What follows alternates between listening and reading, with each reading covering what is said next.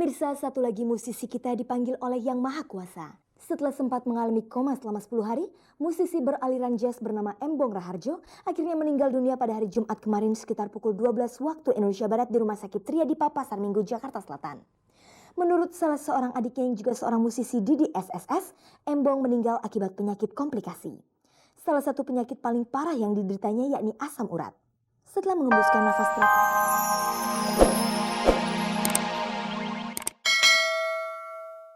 Assalamualaikum warahmatullahi wabarakatuh pemirsa. Sore ini saya Mona Ratuliu akan menemani Anda dalam tayangan yang paling bergengsi, Cek dan Recheck.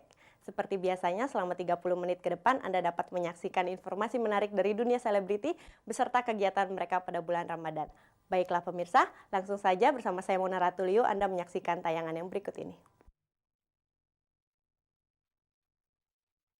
pemirsa, rumah tangga artis Ulfa Dwiyanti kembali gonjang-ganjing. Setelah dikabarkan pisah ranjang beberapa waktu lalu, kini Ulfa dikabarkan tengah mengurus perceraiannya dengan suaminya yang warga negara Belanda itu. Setelah sempat mengalami koma selama 10 hari, musisi beraliran jazz bernama Embong Raharjo akhirnya meninggal dunia pada hari Jumat kemarin sekitar pukul 12 waktu Indonesia Barat di Rumah Sakit Triadipa Pasar Minggu, Jakarta Selatan. Simak pula aktivitas sejumlah artis ke masjid-masjid selama bulan Ramadan ini. Pemirsa, Anda pasti kenal dengan Zarima Mirafsur, wanita cantik yang pernah kondang sebagai Ratu Ekstasi. Kamis tanggal 29 November lalu, Zarima menjalani persidangan sehubungan dengan permintaannya untuk melakukan peninjauan kembali terhadap kasus kepemilikan syabu-syabu atas dirinya. Pemirsa, sucinya bulan Ramadan ternyata tidak dapat membendung santernya berita keretakan rumah tangga Ulfa Dwiyanti. Setelah dikabarkan hidup berpisah dengan suaminya Klaspol, sekarang rekan artis saya yang satu ini dikabarkan sedang mengurus perceraiannya. Apa benar begitu? Langsung saja kita temui Ulfa Dwiyanti. Pemirsa, di balik keceriaan dan kekonyolannya memandu acara sahur kita bersama Eko Patrio, rupanya artis Ulfa Dwiyanti tengah mengalami kesepian yang cukup mendalam. Pasalnya sudah hampir 5 bulan ini, Ulfa Dwiyanti harus menjalani hidup tanpa keberadaan suami di sisinya. Sang suami yang bernama Asdik Klas Paul Junior itu sejak bulan Juli lalu pergi meninggalkannya. Klas yang masih berstatus warga negara asing itu tengah berada di Belanda. Soal kepergian Klas ke negeri asal kelahirannya itu memang tidak pernah dijelaskan Ulfa kepada pers secara terbuka. Ulfa hanya pernah mengatakan bahwa kesendiriannya saat ini karena kondisi dan situasi yang memaksanya begitu. Meski demikian, Ulfa tetap mengakui bahwa komunikasinya dengan Klas selama ini tetap berlanjut. Hal ini dibuktikan Ulfa dengan seringnya pasangan ini saling mengirim short message service atau SMS lewat handphone atau berkomunikasi langsung melalui telepon. Pasangan artis Ulfa Dwiyanti dan Klas Paul Junior menikah pada tanggal 6 Februari 2000 lalu. Sebagai pasangan muda ketika itu, Klas sering terlihat menemani Ulfa syuting atau show. Saat Ramadan tahun lalu misalnya, jika sedang di Jakarta, Klas Paul biasanya akan menemani Ulfa syuting sahur kita di studio SCTV. Tapi kini hal itu agaknya tidak akan pernah dialami oleh Ulfa lagi. Sebab sejak sekitar 5 bulan yang lalu, sang suami yang telah memeluk agama Islam itu tengah berada di Belanda tanpa ada kepastian kapan akan kembali. Keadaan ini agaknya berakibat kurang sedap terhadap kelangsungan rumah tangga pasangan artis antar bangsa ini. Spekulasi yang mengatakan bahwa pasangan ini tengah terancam perceraian tidak urung harus mencuat juga. Yang lebih gawat lagi, artis yang dikenal kerap tampil kocak ini bahkan diinformasikan telah mengkonsultasikan masalah itu ke salah seorang kuasa hukumnya. Maksudnya apalagi kalau bukan ingin menggugat cerai sang suami ke Pengadilan Agama Jakarta Selatan. Betulkah begitu? Ya nggak apa-apa lah orang mau bilang apa, yang penting cuman hanya aku, Klas, dan Tuhan yang tahu. Apa masalahnya? Kalau memang masalahnya itu kita tidak ada, maksudnya kita tidak bersama, itu memang situasi yang kita nggak bikin bersama. Tapi kalaupun digosipkan sampai hal-hal yang pahit atau apa, eh ya udah biarin aja. Tetapi apapun alasan Ulfa menolak pemberitaan tersebut, isu yang menyebut dirinya ingin bercerai dengan Klas Paul Junior sudah terlanjur meruyak ke permukaan.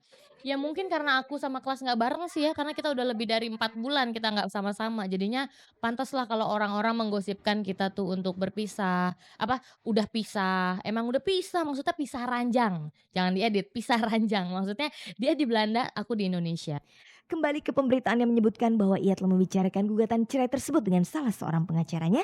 Bagaimanakah komentar Ulfa? Oh enggak, pokoknya aku cuman konsultasi sama pengacara layaknya kalau aku ada iklan, ada job, ada apa. Lawyer itu kan kerjanya bukan hanya ngurusin cerai orang, gitu, tapi ada masalah-masalah yang lain.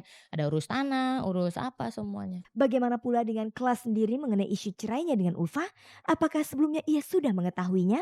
Tahu dia baru aja telepon terus say hello terus dia bilang, "Kuat Ulfa, kuat dong," gitu.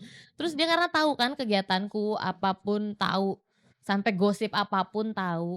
Selama kepergian kelas ke Belanda, pernahkah Ulfa berpikir bahwa mungkin sang suami sudah punya wanita lain di negeri kincir angin itu?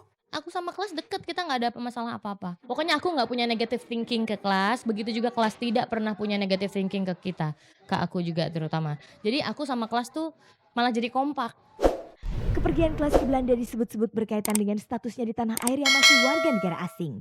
Sebetulnya adakah keinginan Ulfa untuk mengganti status sang suami menjadi warga negara Indonesia? Insya Allah, mudah-mudahan ya. Tapi prosesnya nggak gampang sih di Indonesia untuk menjadi WNI. Itu nggak gampang, aku udah nanya. Untuk menjadi satu agama itu mudah. Tapi untuk menjadi WNI susah. Bingung tuh.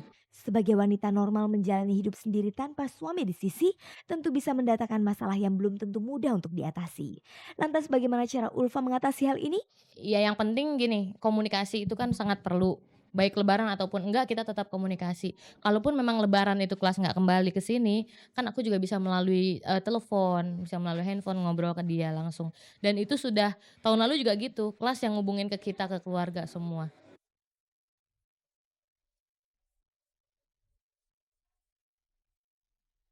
Pemirsa, mari kita saksikan liputan aktual yang berhasil diliput oleh tim Cek dan Recheck.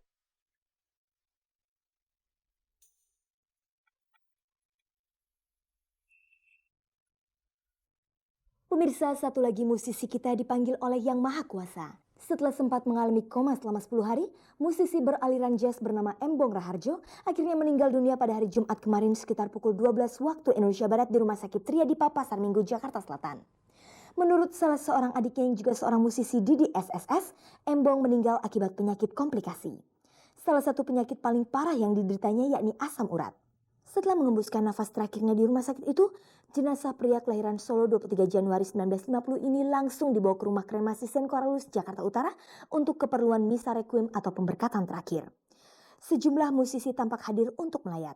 Di antaranya musisi Indra Lesmana, Gilang Ramadan, pengamat musik band Sleo, beberapa personel audiensi band, mantan istri Idang Rashidi Happy Pretty, dan juga Uskup Agung Jakarta Kardinal Darmo Atmojo. Pemberkatan sendiri dimulai sejak pukul 7 malam hingga pukul 9. Jenazah dimakamkan Sabtu hari ini di tempat pemakaman umum Pondok Rangon, Jakarta Timur. Sebelumnya jenazah pemilik nama asli Joseph Embong Raharjo ini dibawa ke gereja Aloysius Gonzaga Katolik Cijantung pada pukul 10 pagi untuk disemayamkan. Di akhir hayatnya, saksofonis Embong Raharjo meninggalkan seorang istri bernama Meiske dan 3 orang putri, Maria Claudia Baby Ratanjani, Maria Christina Yuyun Rafitri, dan Maria Cecilia. Di mata keluarganya, Embong Raharjo dikenal sebagai figur bapak yang bijaksana dan penuh keteladanan. Lantas bagaimana Embong di mata para musisi? Berikut komentar Indra Lesmana dan Gilang Ramadan. Dia figur yang bisa diambil contoh untuk generasi muda ya. Bahkan generasi yang ada sekarang, pemusik-pemusik di Indonesia yang bisa mengambil contoh pada Mas Embong sebagai seorang musisi yang memiliki skill teknik yang sangat baik, disiplin yang sangat tinggi, dedikasi yang luar biasa. Senior saya, sahabat saya, teman main saya di musik, teman dia tuh yang selalu memberikan nasihat ke saya selalu, Gil, orang-orang kalau lagi nggak on time kita sih tetap aja on time, biarin aja. Jadi selalu datang paling awal kalau latihan gitu, pasti dia duluan. Bagaimana perasaan mereka ketika mendengar kematian Embong Raharjo? Bukan hanya kehilangan seorang tokoh jazz ya, yang memang sudah langka di Indonesia gitu ya, tapi juga kehilangan seorang yang mempunyai semangat dan disiplin yang sangat tinggi sebagai seorang musikus. Kehilangan seorang kakak ya, karena aku selalu menganggap dia sebagai kakak. Terus pas saya dengar dia sakit, masuk rumah sakit 10 hari yang lalu, memang biasanya Mas Embong suka kambuh gitu ya, suka sakit karena dia asam uratnya gitu ya. Biasanya kita suka nengok ke rumahnya. Cuman terakhir teman-teman saya, sahabat-sahabat saya Doni, Suhendra, Mates, Indra pada kesana. Kita kan satu grup, satu band di Java Jazz. Memberikan informasi kayaknya Mas Embong cukup agak berat nih yang ini katanya. Cuman tentunya dari teman-teman masih memberikan semangat gitu sama dia supaya main lagi. Ya itulah, saya cukup sedih aja sekarang.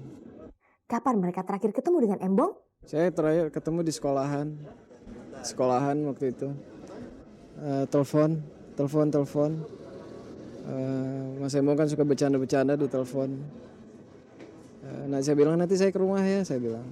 Mana ke rumah? Katanya, iya ntar nanti saya ke rumah ya.